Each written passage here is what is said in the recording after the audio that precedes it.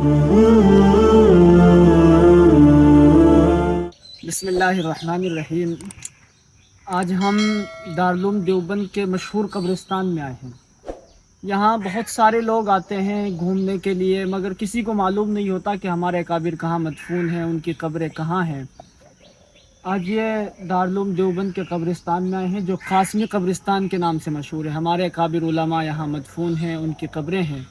وہ اکابر علماء بھی ہیں جنہوں نے دارالعلوم دیوبند کی بنیاد رکھی، جنگ آزادی میں حصہ لیا، ہزاروں مدارس کی بنیاد رکھی، اور دیگر اکابر علماء بھی اساتذہ دارالعلوم یہاں مدفون ہیں۔ ان کی قبریں اور تھوڑا مختصر تعارف ہم آپ کو دکھائیں گے اور کرائیں گے۔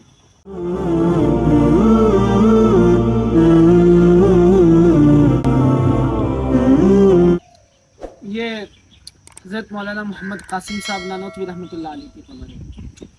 حضرت والا دارالعلوم دیوبند کے بانیوں میں سے ایک ہے۔ بہت کم عمر پائی ہے، مگر اتنی کم عمر میں اتنی بڑی خدمات انجام دینا، دارالعلوم دیوبند کی بنیاد، جامعہ قاسمیہ مدرسہ شاہی مراد آباد کی بنیاد، اور پھر جنگ آزادی کے لیے آپ کی بہت خدمات ہیں۔ مناظر اسلام بھی رہے ہیں، کئی ایک جلسوں میں آپ نے ہندو پنڈتوں کے پیر بھی اکھاڑے ہیں۔ بہت ساری کتابیں بھی لکھی ہیں، اور کتابیں ماشاءاللہ ایسی ہیں کہ آج بھی اکابر علماء اور اساتذہ ان کی تخفیف میں لگے ہوئے ہیں۔ حضرت مولانا قاسم صاحب نانوتوی رحمۃ اللہ علیہ۔ یہ شیخ الہند حضرت مولانا محمود حسن صاحب دیوبندی رحمۃ اللہ علیہ کی قبر ہے۔ حضرت والا شیخ الہند کے نام سے جانے جاتے ہیں۔ دارالعلوم دیوبند کے سب سے پہلے طالب علم ہیں۔ حضرت مولانا قاسم صاحب نانوتوی رحمۃ اللہ علیہ کے خاص شاگردوں میں ہیں۔ اسیر مالٹا کے نام سے مشہور ہیں۔ حضرت والا نے انگریزوں کے سامراج کو ختم کرنے کے لیے اور ان کو چنے چبوانے کے لیے مالٹا کی جیل میں بھی رہے ہیں، قید و بند کی صعوبتیں بھی برداشت کی ہیں، جنگ آزادی کے لیے، ہندوستان کی آزادی کے لیے کافی خدمات انجام دیے۔ سب سے اہم تحریک جو آپ کی جنگ آزادی کے لیے ہے وہ تحریک ریشمی رومال ہے، جو دنیا بھر میں مشہور ہے۔ تحریک ریشمی رومال کے بانی اسی نام سے آپ جانے جاتے ہیں، اور ہندوستان میں تقریباً یہ پہلی شخصیت ہیں جنہیں شیخ الہند کا لقب ملا۔ اس کے بعد کسی کو اب تک ملا ہی نہیں ہے۔ حضرت مولانا محمود حسن صاحب دیوبندی رحمۃ اللہ علیہ۔ یہ حضرت مولانا سید حسین احمد مدنی رحمۃ اللہ علیہ کی مزار مبارک ہے۔ حضرت شیخ الاسلام کے نام سے جانے جاتے ہیں، اور حضرت شیخ الہند رحمۃ اللہ علیہ کے خاص شاگردوں میں سے ہیں۔ آپ کے ساتھ مالٹا میں بھی رہے ہیں اور جنگ آزادی کے لیے عظیم قربانیاں دی ہیں۔ اس سے پہلے آپ مدینہ المنورہ میں درس حدیث دیتے رہے، 18 سال تک وہاں درس حدیث دیا، اور جس وقت یہ معلوم ہوا کہ ہمارے ملک ہندوستان میں انگریزوں کا ظلم بڑھ چکا ہے، ان کا سامراج آ چکا ہے، تو وہاں سے استعفیٰ دے کر پھر ہندوستان تشریف لائے اور حضرت شیخ الہند کے ساتھ جنگ آزادی میں حصہ لیا اور خوب خدمات انجام دیے۔ اس وقت جو ہمارے جمعیت علماء ہند کے صدر ہیں حضرت مولانا سید ارشد مدنی صاحب، ان کے والد گرامی بھی ہوتے ہیں۔ دنیا جانتی ہے آپ تو جنگ آزادی کے لیے ایک وہ وقت تھا کہ سر پہ کفن باندھ کے نکلے تھے، حضرت شیخ الاسلام رحمۃ اللہ علیہ۔ یہ حکیم الاسلام حضرت مولانا قاری طیب صاحب رحمۃ اللہ علیہ کی قبر۔ حضرت والا دارالعلوم دیوبند کے بانی حضرت مولانا قاسم صاحب نانوتوی رحمۃ اللہ علیہ کے پوتے ہوتے ہیں اور دارالعلوم دیوبند کے محتم رہے۔ حضرت والا کو یہ اعزاز حاصل ہے کہ دارالعلوم کی تاریخ میں اب 50 سال محتم رہے۔ اتنے زمانے تک کوئی اور شخصیت محتم ہی نہیں رہی۔ حضرت والا ہمارے یہاں ایک تنظیم ہے آل انڈیا مسلم پرسنل لا بورڈ، آئلی مسائل کے لیے، حضرت والا اس کے بانی ہیں اور صدر اول بھی رہے ہیں۔ دارالعلوم دیوبند میں جس وقت کچھ اختلاف ہوا تو یہاں سے جا کر کے اور دارالعلوم وقف کی بنیاد بھی رکھی ہے، جس کے محتمم ہیں آپ کے پوتے حضرت مولانا محمد سفیان صاحب قاسمی دامت برکاتہم۔ تو یہ حکیم الاسلام رحمۃ اللہ علیہ کا مزار مبارک ہے۔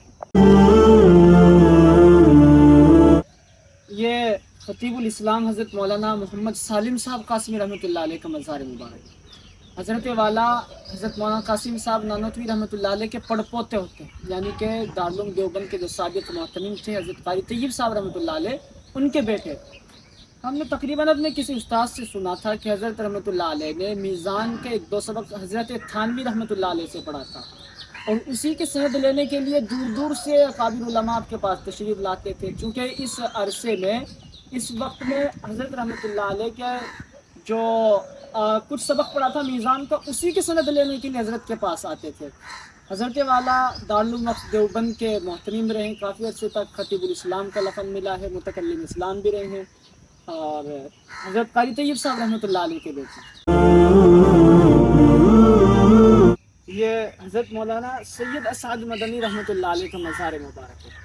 حضرت والا شیخ الاسلام حضرت مولانا سید حسین احمد مدنی رحمۃ اللہ علیہ کے جانشین بھی تھے، اور جمعیت علماء ہند کے صدر بھی رہے ہیں، دارالعلوم دیوبند کی مجلس کے اہم اور محترم رکن شورا بھی رہے ہیں۔ بے باک شخصیت تھی، بلند حوصلہ تھی۔ جس وقت حضرت والا حیات تھے، مسلمانوں کو ایک بلند حوصلہ ملتا تھا آپ کے بیانات سے، آپ کے خطاب سے، ملک و ملت میں مسلمانوں کو اور مظلوموں کو ایک سہارا ملتا تھا۔ یہ حضرت رحمۃ اللہ علیہ کا مزار مبارک ہے۔ یہ امیر الہند حضرت مولانا مرغوب الرحمن صاحب رحمۃ اللہ علیہ کا مزار مبارک ہے۔ حضرت والا دارالعلوم دیوبند کے محترم رہے 1982 سے لے کر 2010 تک، یعنی کہ تقریباً 28 سال دارالعلوم دیوبند کے محترم رہے۔ جب یہاں کچھ اختلاف ہوا حضرت قاری طیب صاحب رحمۃ اللہ علیہ کے بعد، اور دارالعلوم وقف اور الگ ہو گیا، تو مجلس شورا نے آپ کو محترم بنایا، اور بہت اچھا نظام سنبھالا۔ ابھی محترم رہے، آپ کے بعد پھر حضرت مفتی القاسم صاحب نعمانی رحمۃ اللہ علیہ محترم رہے۔ 28 سال تک دارالعلوم دیوبند کے اہتمام میں رہے حضرت مولانا مرغوب الرحمن صاحب رحمۃ اللہ علیہ۔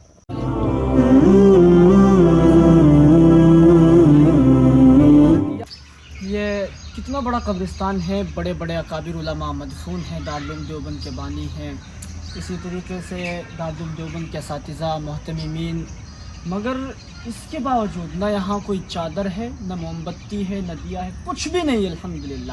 اور یہی نہیں، جہاں بھی ہمارے اکابر علماء کی نگرانیاں ہوتی ہیں، ان کے تحفظات ہوتے ہیں، وہ قبرستان یا کوئی واحد قبر اسی طرح الحمدللہ بدعت سے محفوظ اور پاک رہتی ہے، جس طرح سے ہمارا یہ قاسمی قبرستان ہے۔ یہاں حجت الاسلام قاسم نانوتوی کی قبر ہے، شیخ الہند کی قبر ہے، مگر الحمدللہ ہر طریقے سے بالکل محفوظ ہے۔ نہ ایک موم بتی، نہ دیا، نہ چادر، بالکل ہر طریقے سے بدعات سے الحمدللہ محفوظ ہے پورا قبرستان۔ اس سے ہم سب کو سبق لینا چاہیے کہ چونکہ وہ بدعت ہے، چادر چڑھانا، موم بتیاں وغیرہ جلانا، پھول، یہ سب بدعت ہے، اور ہمارا یہ قاسمی قبرستان الحمدللہ بالکل اس چیز سے محفوظ ہے۔